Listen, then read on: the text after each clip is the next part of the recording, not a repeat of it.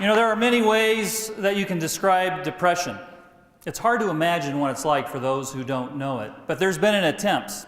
J.K. Rowling, I don't know if you know this or not, but she experienced bone-jarring depression for about a year and a half, and she attempted to describe it in her books through the Dementors.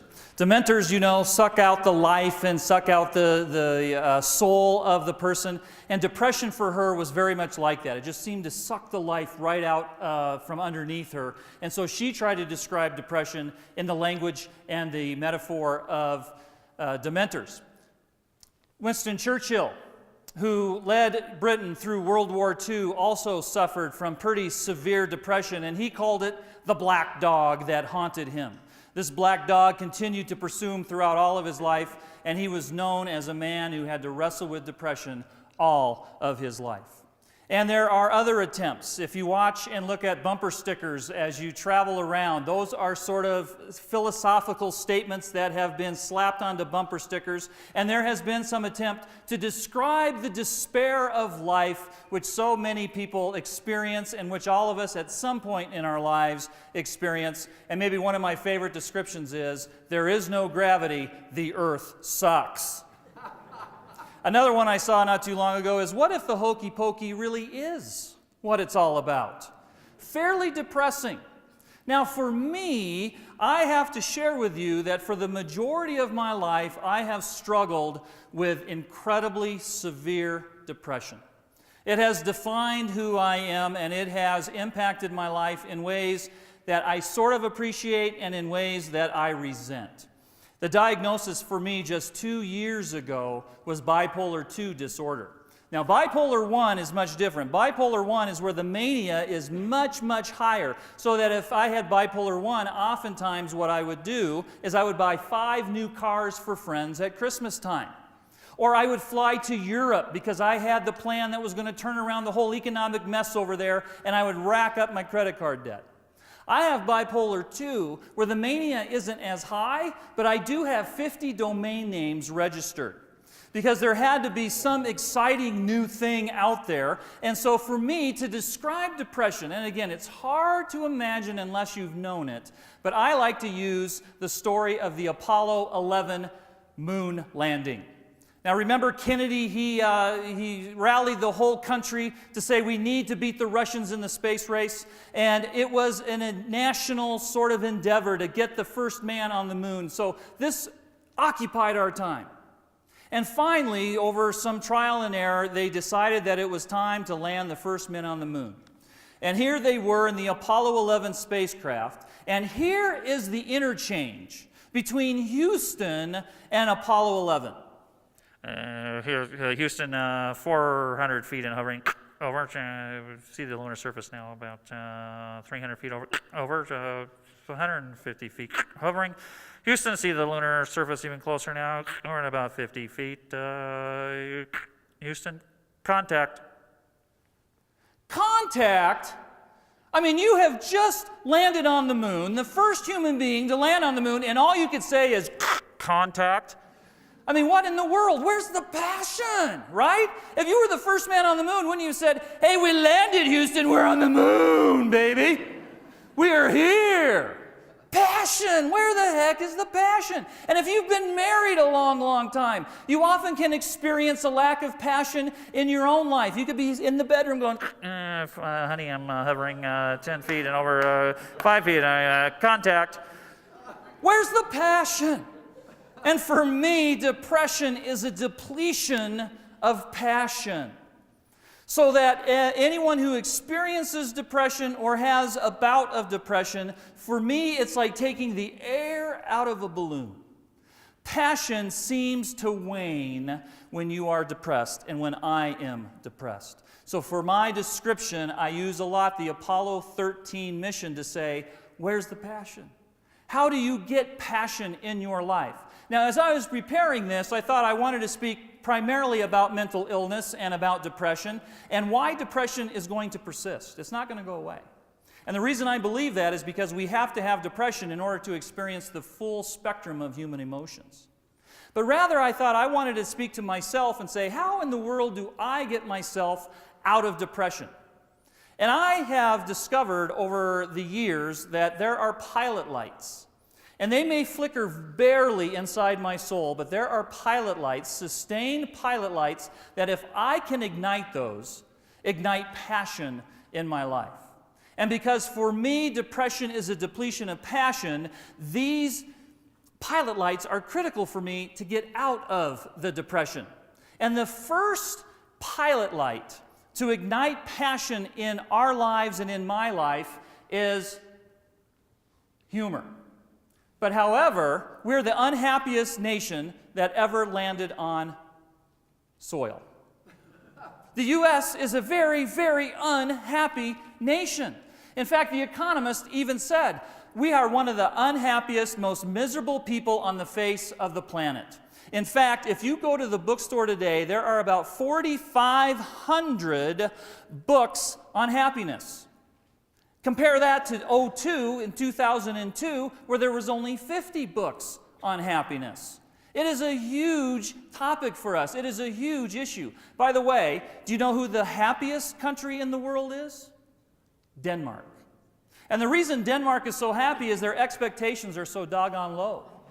That if anything good happens, they're pumped about it. So how in the world do we infuse passion? Because it seems as if even our culture somehow is depleting us of passion. And the first pilot light, as I mentioned earlier, that ignites passion in life is humor. Humor is an incredibly sophisticated method that we have to deal with the issues of life. In fact, that great American philosopher Jimmy Buffett said that if we all couldn't laugh, we would all go insane. And I love that because we live in the tension between what is our current experience and what ought to be. I mean, we're human beings and we feel and sense this disconnect between the way life is and the way life ought to be. And it's within that disconnect. Incongruity is one of the main components of what makes things humorous, is where we find ourselves and is where humor does its work. That's why we love the satire. We love the Colbert Report. We love the Daily Show with Jon Stewart. Those are ways for us to laugh at very serious issues in the world. A friend of mine who's a psychiatrist, he said, humor is the most sophisticated defense mechanisms that human beings have ever developed.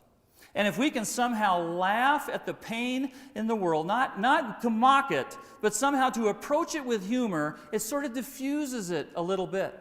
Depression oftentimes is a way to laugh at the human condition because we're so broken deep down inside, and humor helps to do that. Humor is the heart sweating. I love that. Humor is the heart sweating. It's a release of tension when you laugh. And when you laugh, it releases all kinds of feel-good chemicals in the brain. And one of the ways to ignite passion, and passion needs to be sustained, I'm convinced of it, if we want to make changes in the world, we need to ignite the pilot light of humor. But another pilot light for me that I need to ignite to bring passion back into my life, to somehow bring meaning into the depression that so often can deplete it and so easily ruin my life in so many ways, is hope. Hope is an incredibly important component of being human. Because if we lose hope, in survival terms, you can live 3 weeks without food. You can live 3 days without water, but you can only go 3 minutes without hope.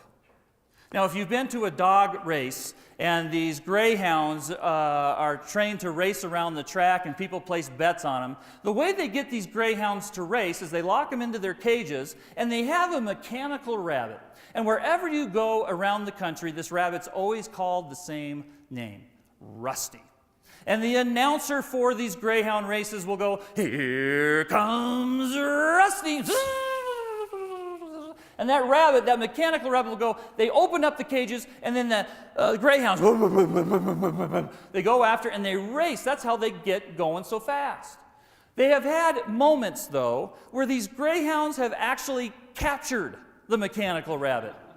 And once that happens, these greyhounds never race again. Because I think they figured out they've been duped.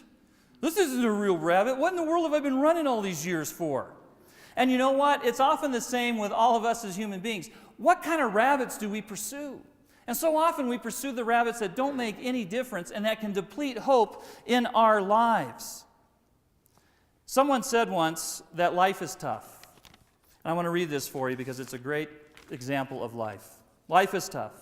It takes up a lot of your time, all of your weekends, and what do you get in the end of it? I think that the life cycle is all backwards. You should just die first and get that out of the way. Then you live 20 years in an old age home. You get kicked out when you're too young. You get a gold watch, you go to work. You work 40 years until you're young enough to enjoy your retirement. You go to college, you party until you're ready for high school. You go to grade school and you become a little kid and you play. You have no responsibilities. You become a little baby, you go back into the womb, and you spend your last months floating, and guess what? You finish up as a gleam in somebody's eye. I love that. But if you look at the statistics, and America is incredibly unhappy, the gleam seems to be gone. And the way to bring the gleam back is to somehow find hope again, to pursue pursuits in which love is truly exemplary. To be involved in pursuits in which love is truly exemplary, that brings hope and that ignites a gleam in our eyes. It is not the way we deal with our human condition that is our basis for hope. Hope is our basis for how we deal with our human condition. And without hope, we lose that passion for life. And so one of the pilot lights of passion is hope. But it's also honesty. We need to be doggone honest about the situation we find ourselves in and the condition that we find ourselves in as human beings. And if we can just admit to ourselves that life is pretty hard, all of a sudden that releases a lot of pressure and tension. I have a friend right now who is in hospice care. Suddenly, about November, he was diagnosed with cancer. And it spread so incredibly fast. And I sat down with him. We've had coffee many times between the diagnosis and his time in the hospice. And we sat down and we just honestly talked about where we were at. We talked honestly about the disease and what it was doing. And it somehow released him because he accepted the fact that this is where he was at. And honesty was very important for him. It was important for him that his family was very honest about this particular disease. And you could see that there was a sense of meaning that came into his life because he was honest about what it is that he had. Muhammad Ali was on a plane. And you know Muhammad Ali, if you remember him, he was a pretty cocky boxer. He thought that he could do anything, and he was above most people with his ego, huge ego. And he was on a plane, and the captain put on the fasten seatbelt sign, but he didn't put his on. And the stewardess said, sir, you need to put the seatbelt on. The captain just put the sign up, and Muhammad Ali in his cocky manner said, Superman don't need no seatbelt. And the stewardess, without missing a beat, said, well, Superman don't need no plane either. Truth will shatter any illusions that we might have. And the truth of the matter is, if we're honest, we're all going to die. One of the healthiest things we can do when we get up in the morning is to look in the mirror and tell ourselves that we are going to die someday. Because that honesty will bring a passion into our day and bring a passion into our life. It's not a depressive thing at all. Steve Jobs, at his commencement address in 1997 to the graduates of Stanford, said that one of the most important things we can do is be honest about the fact that we are going to die. He says, remembering that you are going to die is the best way I know to avoid the trap of thinking you have something to lose.